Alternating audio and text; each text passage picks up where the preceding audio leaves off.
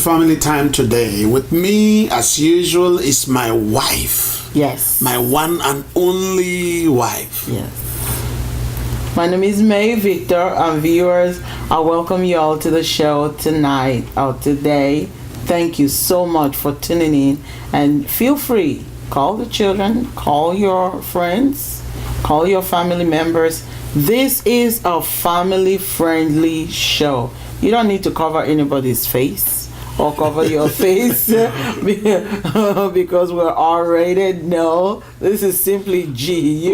We're not even rated. Everyone, it's for every audience. It's for okay, every so audience. you can feel free and invite anyone to join you. And thank you so very much. We appreciate you tuning in. Thank We you. appreciate you. We've been talking about change. Drastic change. Honey, you didn't tell us in your marriage. name. I I didn't. know your name is Honey, but you know, do you Okay, my do you name have is- an official name my for the name is other people? Vic Victor. Yes. Vic Victor. I am the chief servant in chief Yeah. of the tribe of Victor. Yes. That's what I am. That's what I like the servant in chief. I Servant-in-chief. haven't been the hearing chief servant. the chief servant. Whatever Yeah. they want me to do, Servant-in-chief. that's what I do. Servant in chief, aka king of the castle. I'm coming The back. general. I'm coming back from work. Honey, can you stop and get us some milk? Yes, ma'am. I'm at home. Honey, can you help me with the dishes? Yes, ma'am. No, it is a chief that leads by example.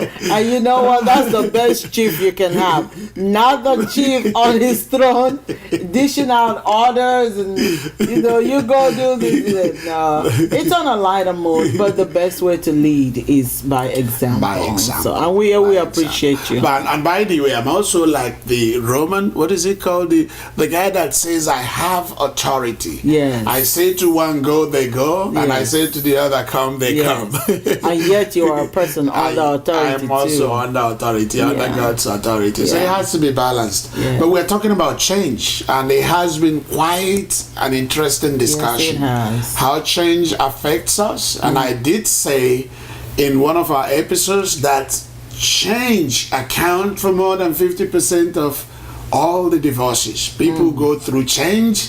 They had children, the children are gone. It's a change. And people divorce for that reason. They can't get it back together. They had business is gone, people divorce. We're involved in prison ministry, and one of the nightmare of those who are in prison is losing Yeah. their spouse. That's right. And I can tell you that many people that are in prison, their spouse leave Yes. them. So that's change. Drastic change that affected a family and they couldn't go through it. We're going to talk about how you can deal with change so that it doesn't change you negatively.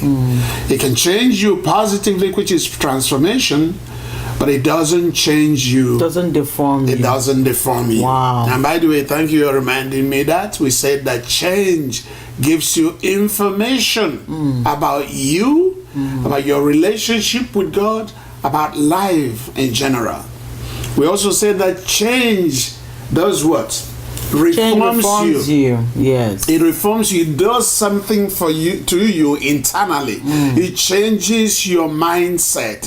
It's a paradigm shift. It changes how we do things. Change is supposed to transform us. Right. That's the positive thing, and that's what I'm going to be talking about. The transformation that change brings, or the change that brings transformation. But change also deforms us. Yeah. Some of us come out of it limping. Some of us come out of it Wounded. alone. Some of us come out of it permanently damaged, Wow. so that we're not who we are again. And we want to also let viewers know that it is not the will of God No. that you be deformed through change. No. It's not the will of God that you will be down and not get up. No. The will of God is that you be transformed in the way that your work with Him is more vibrant, and then your relationship with your family is more intact. Yeah. Your home is more Job, stable. the one that suffered the most adversity, he said, when he has tested Yes. me, when he has tried me, I will emerge as gold. Pure gold. Pure gold. Beautiful Change is gold. supposed to transform us to better relationship Yes. with your spouse, better relationship with your God, better relationship, balanced life, as opposed to a paralyzed life. As we said, we talked about how Adam handled change and how it didn't come out well. But let's see if you can read from the scriptures as we proceed. Read Ecclesiastic. I think you read it before. Ecclesiastic 4, Chapter 4. 12, and then to the end.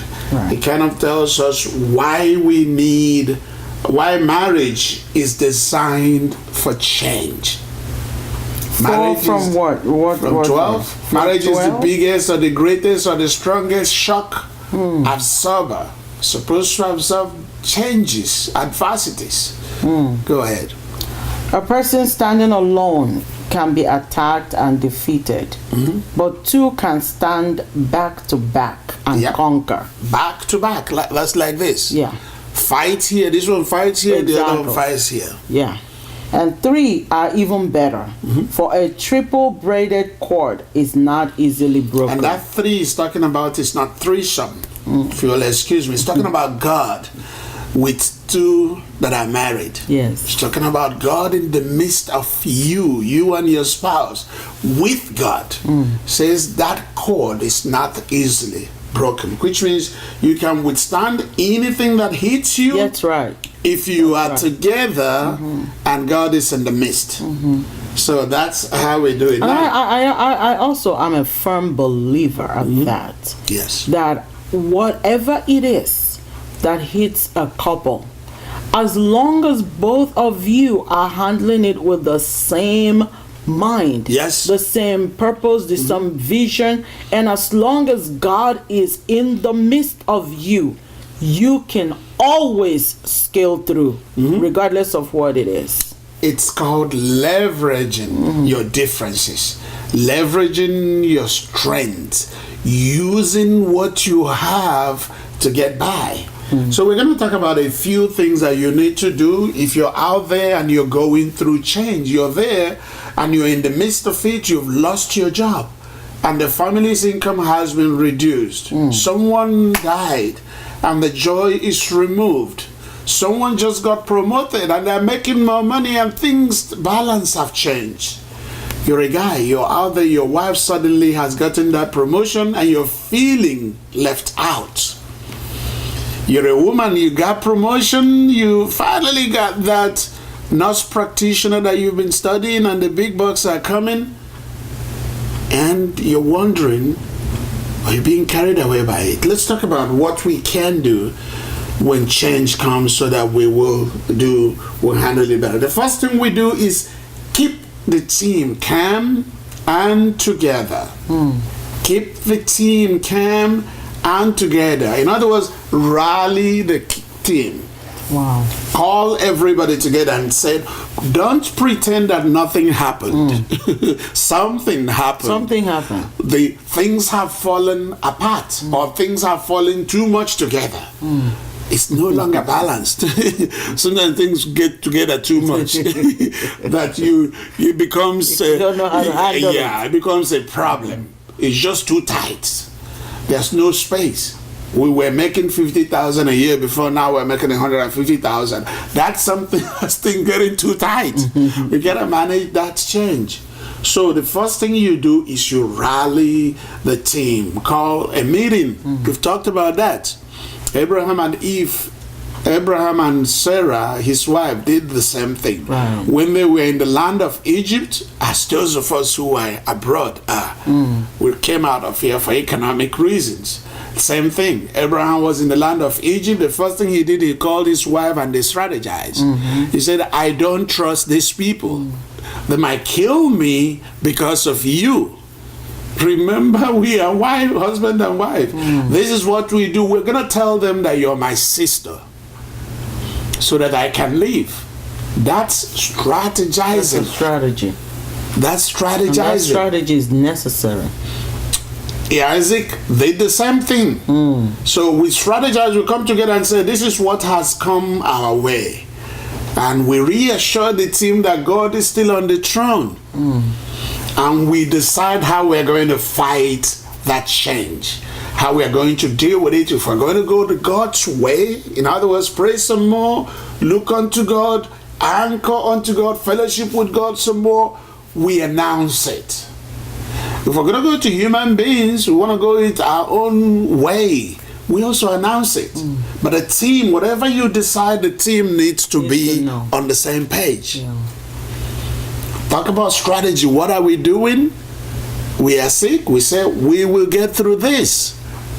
Here's the changes that needs to be done. We used to eat at blah blah blah. We're not going to be eating there anymore. There will be a few changes. We're going to sell this car. Or this car that we used to drive, we're not going to be driving it anymore to save gas. Or we used to fly first class, we wouldn't be able to fly first class anymore. We've got to fly economy. So It's good to bring the group together because those changes need they to be need to discussed. know what's going on, and people need to understand that something has changed. If people will know, especially in the case of a home like this, if a man will call the meeting and get his troop together, most of the time, most women are willing to Follow. be led, willing to follow, if we know where we're going. Most The women. problem is, if we don't know what to do, most women are kind of like confused. And what you don't need in your camp is confusion. And I'm glad you talked about women following. It is a time to provide leadership. Yeah. That's what Abraham did. Right. But it's also a time to provide followership. Yeah. What if Sarah had said, look, I'm not going to tell them, why would I tell them you're my brother? You're not my brother. You want me to lie for you? Viewers will write back and we'll pick up from there. Yeah, viewers, welcome back. We were talking about how to deal with drastic change in marriage. Positive change, negative change. How to deal with it so that we can be transformed by the change and not deformed because of the change. And we had dealt with number one factor that I raised, that the first thing you do is you keep the team together. Calm the team down, settle the team down. And then you have a meeting. In that settling down, you give them hope. If you're the guy, you are supposed to provide leadership. Leaders are known, or they show their stuff in time of difficulty. And in time of abundance too, because in time of abundance, you need direction. That's right. You need direction to say, this is how we are going to manage this abundance so that it can help us down the line. That's it. Without direction, things go. So that's the number one thing we do. The second thing we do is we refuse to be changed by the change. Refuse to be changed by the change. Use the information you're getting from the change to change the family, not drift with the change. Not be deformed. Not be deformed by the change, not flow with the change. No. Let's use the change to enhance us, to build us up. So what do we do with that? We organize or rearrange our priorities and say, this is who we are. We are Christians, number one. We are children of God. We are husband and wife. Whatever happens, we're going to stay husband and wife. We are also parents. We are parents. We have children. We're not going to parent from a distance.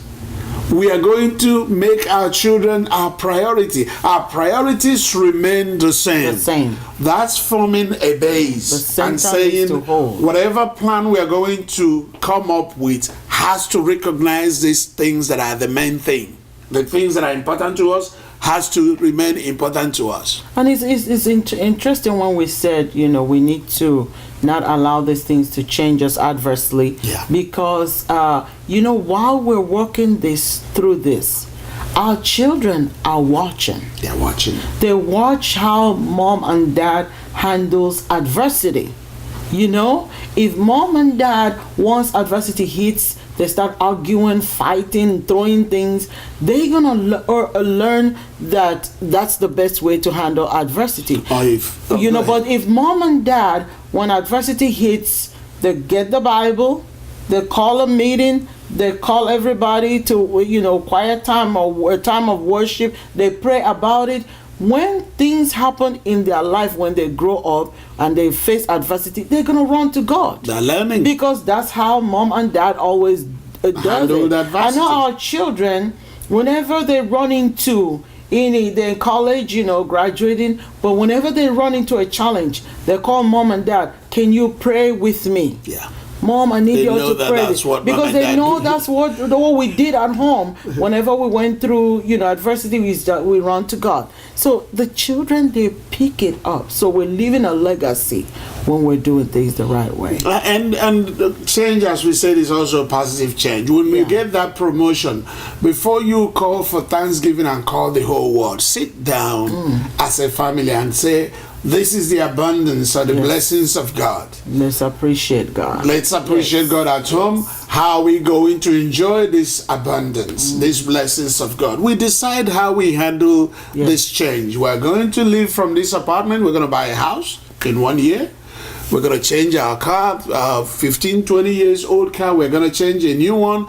The team is in on it.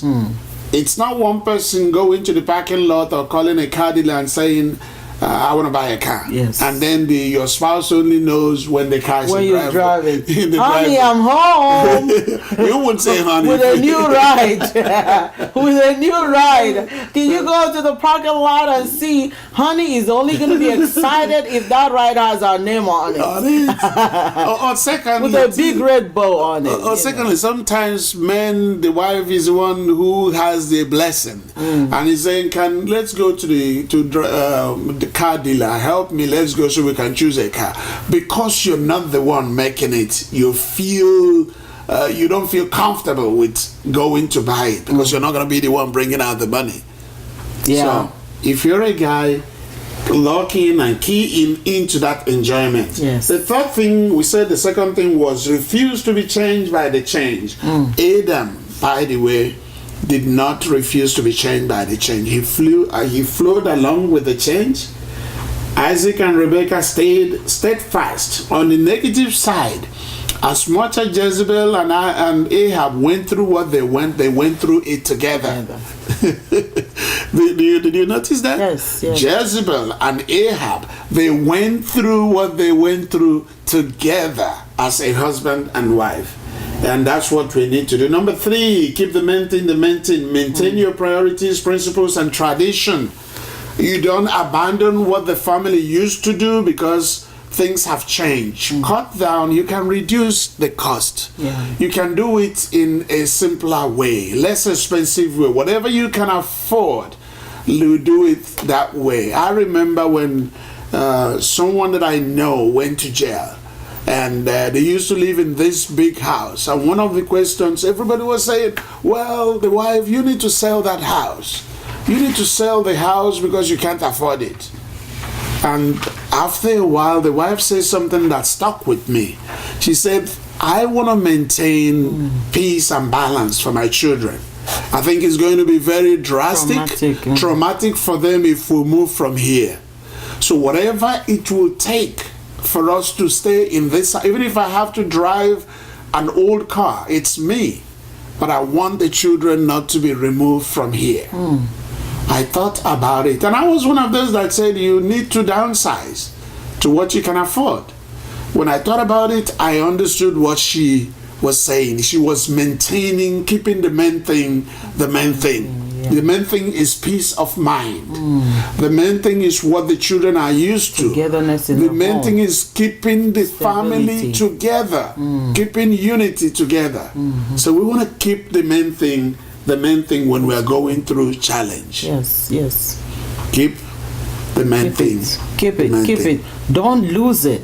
Because what happens, we get that first shock and then we lose every guard we lose every guard. And also, you need to keep the main thing. Otherwise, the enemy is going to bring out a program for you that you never ever will recover from if you go that line. So unless you tell yourself, I will stand with God and we can pull through with this. If you don't make that determination, you're going to find yourself flipping and flopping and losing focus. Keep the main thing within your income, within what you can afford. You remember there was a lady that told us that she was going through difficulties and she was changing clothes. She said, the day that I stop changing clothes is probably the day that I'm finished.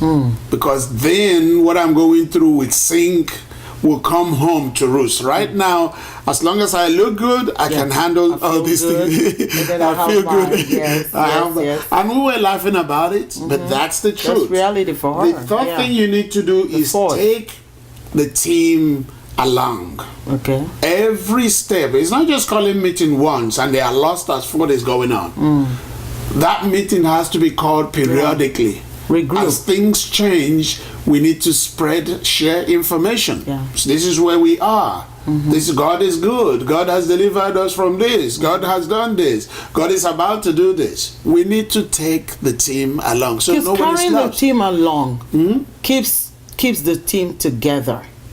But if you don't carry the team along, there is a tendency that one will walk off on their own. One will be distracted and wander. It's not really walk, wander away.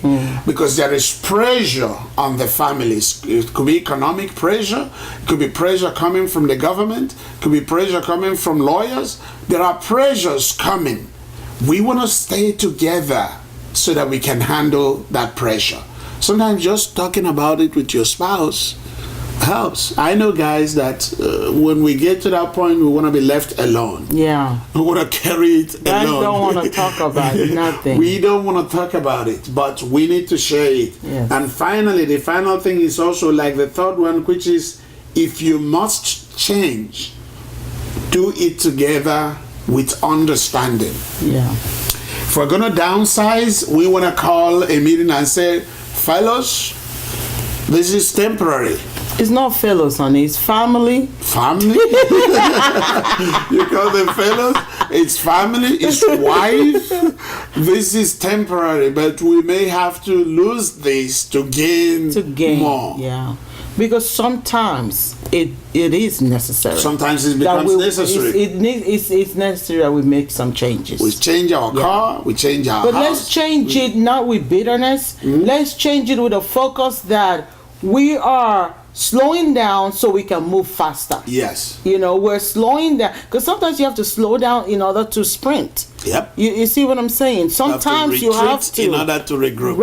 Right. So let's do it not because we are like going down. No. Because the Bible says that the path of a righteous man shines brighter. It is the will of the Lord that you get promoted. You go higher and higher and higher. Yes. But on your way to that top, you will meet some things there. Do not lose hope. Stay focused on the top. Yeah. You see what I'm saying? You need to stay focused because that's where your ultimate goal is. Your ultimate goal is not to roll on the floor. So if we had a house now and then something happened, we had to get to an apartment, that does not mean we're staying in that apartment forever. No. We can still get back to the house. So what we're doing is we're regrouping in order to move forward. Yes. And the good thing is that you can move forward. There's opportunity to move forward. Yes. Someone once told me that you can change your life every 3 years. Exactly. Every 3 years you can change your life. If you were not in nurse today, in the next 3 years you can become one. Right. If you didn't have a degree today, in the next 3 years you can have a degree. That's right. If you didn't have a business today, in the next 3 years you can have a business. Every 3 years, as long as you are alive, you can go from A to Z. That's right. So there is life. You can change it. You can go So on. do it with understanding. Take into consideration the team's specialties and the team peculiarities. Yes. Like the woman that said, my children will not be able to handle it. That's recognizing that. Right. The viewers, It has been wonderful, Yes, wonderful time yes. talking about change. Yes. Change will come. Yes. There's no question. There will be change, positive and negative. The key is not to let change you negatively. Be transformed by change. Don't be deformed by change. Right. From me, Victor, I want to say it's been a great time. And from my wife, It's been a wonderful time. Thank you so much, viewers, for watching. And we will do this again next week, same station and same time. Keep tuning in. goodbye, viewers.